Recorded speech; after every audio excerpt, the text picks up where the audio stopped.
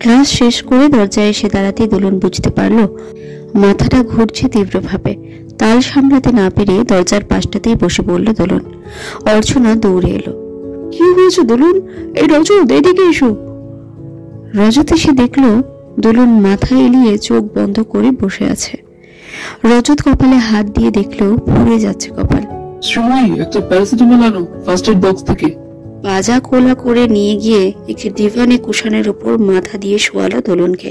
অর্চনাদি, তুমি ওই রুমে গিয়ে ক্লাস করো, ওরা বসে আছে, আমি দেখছি ওকে।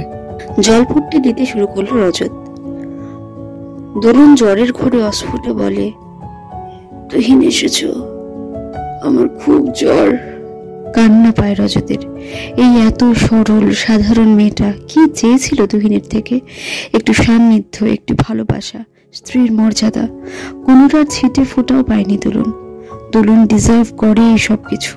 দোলন জানে দোলনকে পুরোপুরি পাওয়া সম্ভব নয়।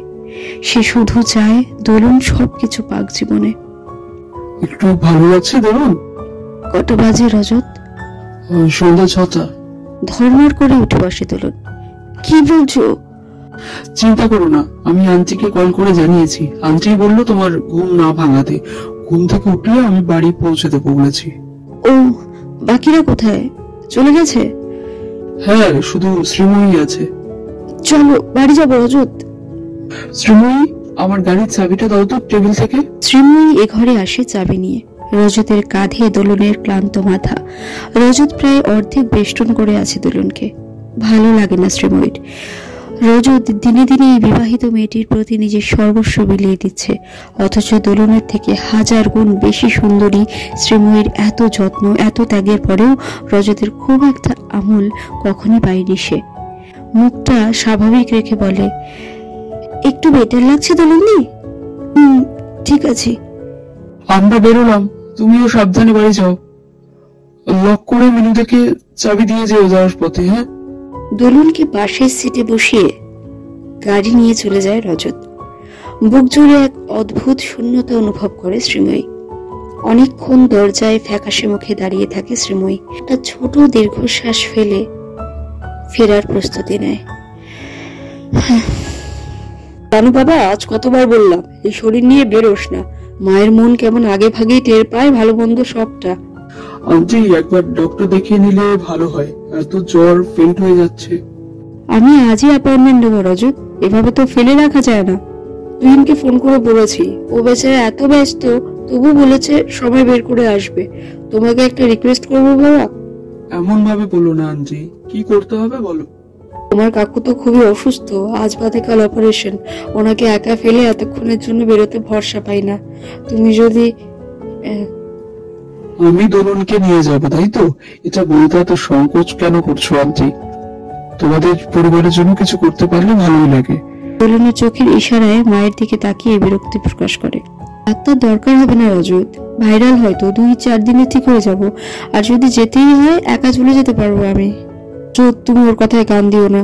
আমি অ্যাপয়েন্টমেন্টটা নিই, আজ হয়তো হবে না, কাল কোনো ফিজিশিয়ান পেয়ে যাব। ফোন করে টাইমটা জানাবো তোমায়। তুমি বাবা কাইন্ডলি একটু সময় বের করো। ওকে আন্টি, এখন চলি তাহলে, শোরুমগুলো ভিজিট করতে হবে। চলে দোলন, টেক কেয়ার, রেস্ট নাও। রজতের গাড়ির স্টার্ট দেওয়ার শব্দ শোনা গেল। এতই অপারক হয়ে গেছি মা যে এইভাবে বাইরের লোকের থেকে ফেভার নিচ্ছ কেন? কি হয়েছে? ওর গায়ে দোলনের এত উত্তেজিত স্বর শুনে ঘাবড়ে গিয়ে বললেন দোলন দেবী। রজত কে মা? আমার স্টাফ, ও আমার কেউ নয়, এ বাড়ির কেউ নয়। সব সম্পর্কেরই একটা নির্দিষ্ট সীমানা থাকে।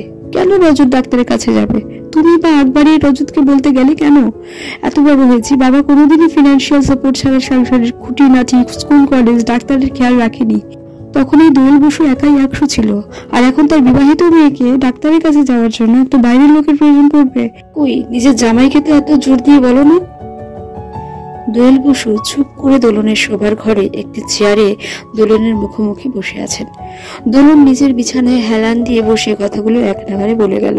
তিনি বুঝতে পারছেন দোলন এসব বলছে তুহিনের প্রতি অতিরিক্ত অভিমানে। 5 কিলোমিটারের রাস্তা মাত্র, একবার অসুস্থ বউকে দেখতে যেতে ইচ্ছে করছে না। মাথা গরম করিস না, কাল যদি রজত না আসে আমি না হয় নিয়ে যাবো তোকে। বিল্টুকে বললে তোর বাবার কাছে এসে থাকবে কয়েক ঘন্টা। যদি রজত আসে? আগামী পর্বগুলির জন্য চোখ রাখুন আমাদের চ্যানেলে। লাইক অ্যান্ড সাবস্ক্রাইব করতে ভুলবেন না। দ্য সলুইস্ট যে গল্প বলে।